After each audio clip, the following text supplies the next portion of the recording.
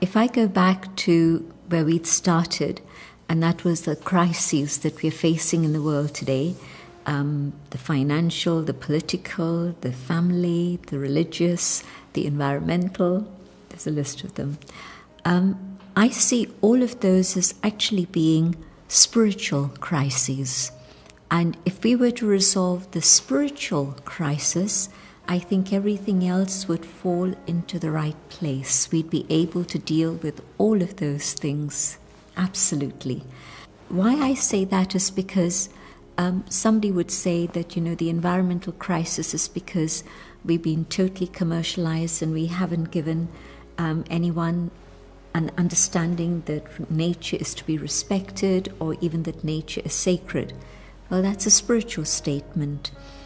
All the political crises that we're thinking about and the injustice that seems to be happening, again, to me, it's because our moral compass is not aligned. We're not understanding where it is we need to go and what our destination really is.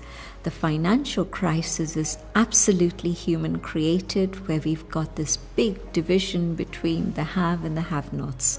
So just looking at all of these things, I see how coming back to a spiritual consciousness resolves these things for me personally, but also I think there's a lot of good that's happening in the world that is being released at the present moment.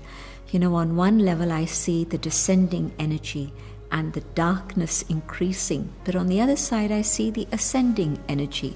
And so the choice that I make when I'm spiritually conscious and aware is, which part do I want to be part of?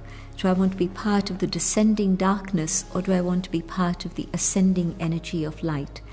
And then it's many, many organizations, many individuals who are being inspired to do that which is good, which reminds me that there is that original goodness within all of us, and we're all coming back to that.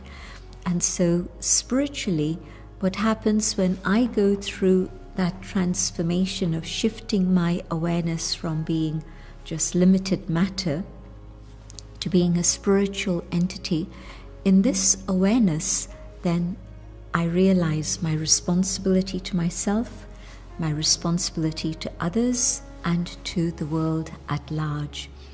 And so in the awareness of the soul, in my connection with the divine, what happens is that I'm getting in touch with my own inner goodness.